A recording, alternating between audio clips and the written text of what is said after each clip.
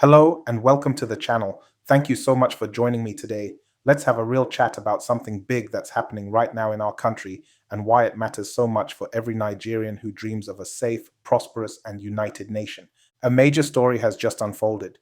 The United States government has announced plans to sanction the Miyetti Allah Cattle Breeders Association of Nigeria and some Fulani-linked militia groups over their alleged roles in coordinated attacks and killings of Christian communities across Nigeria.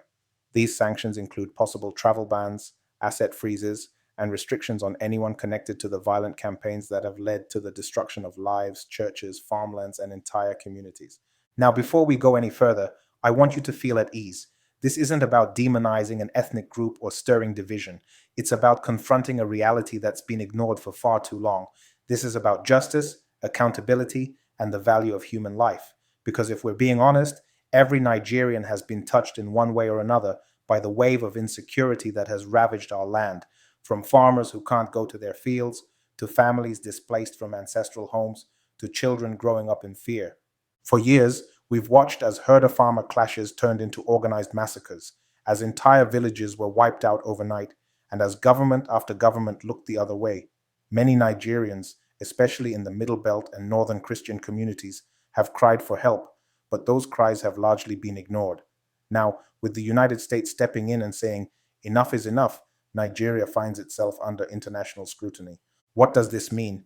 It means that for the first time, external powers are holding a mirror to our failures, showing us how the world sees us, a nation struggling with impunity, ethnic bias, and a frightening lack of justice.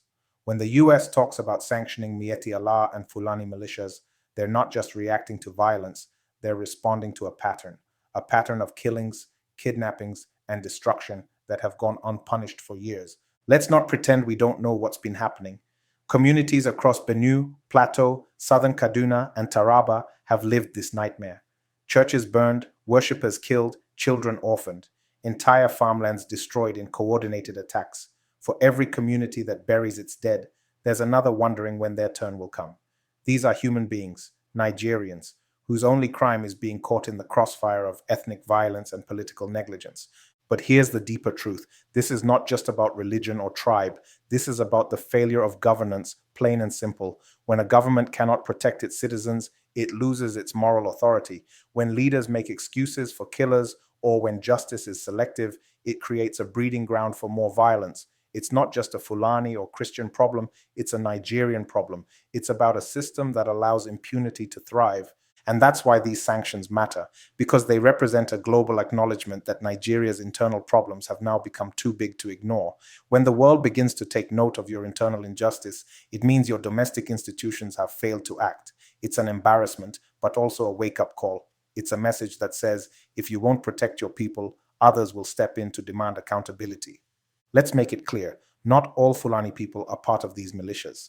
The Fulani are a proud, historic people spread across West Africa, with deep traditions and contributions to Nigerian society.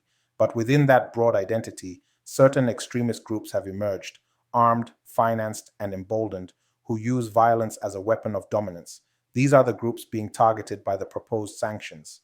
So what lessons can we take from this moment? First, we must stop normalizing evil. Violence should never be treated as politics. Every killing, whether in Jos, Zamfara, or Owo, should be a national tragedy, not a footnote in the news cycle. We must demand that justice be blind to tribe and faith. We must reject the idea that anyone's life is cheaper because of where they come from. Secondly, we must push for leadership that acts decisively, not defensively. Every time government spokesmen issue meaningless statements after a massacre, it deepens public distrust. Nigerians are tired of condolences. They want consequences. If the US can name and sanction local groups for their crimes, why can't our own leaders prosecute them? We also need to rebuild our sense of unity as a people. The truth is, the seeds of division are deliberately sown by corrupt politicians who profit from chaos. They use religion and ethnicity as weapons of distraction while they loot the treasury and live comfortably abroad. But everyday Nigerians, Christian, Muslim, Northerner, Southerner, are the ones suffering the pain of their failure. It's time to refuse to be pawns in their dirty games. This issue also exposes something else: how fragile our social fabric has become. A society that cannot protect its weak is broken. The attacks on Christian communities are not just religious persecution. They're an assault on the very idea of Nigeria. because if one group can be targeted today without justice, another group will be targeted tomorrow. No one is safe when injustice becomes normalized. So, as this conversation unfolds, let it awaken something in us. Let's become more civic minded, more politically aware, more active.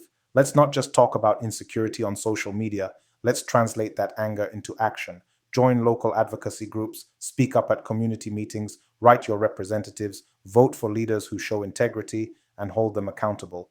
And for the international community, this is not about interference, it's about accountability. Nigeria cannot continue to hide behind the veil of sovereignty while its citizens are slaughtered. True sovereignty means protecting your people, not shielding criminals. At the end of the day, this isn't just about sanctions. It's about the soul of our nation. It's about whether we still believe that every Nigerian life matters, regardless of name, religion, or tribe. It's about rebuilding faith in justice and proving to the world that Nigeria can rise above its darkest chapters. So, as we wrap up this discussion, let's ask ourselves, do we want a country where impunity rules or a country where justice speaks louder than guns? Do we want to keep pretending that these killings are isolated, or are we ready to confront the truth and rebuild our nation together? If you found this video insightful, please don't leave without taking action. Like this video to help it reach more Nigerians who need to hear the truth. Drop your thoughts in the comment section.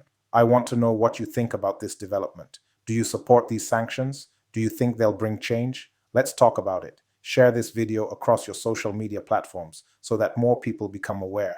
And most importantly, subscribe to the channel for more bold, truth-centered conversations about Nigeria's future. Together, we can wake up the conscience of this nation, one conversation at a time.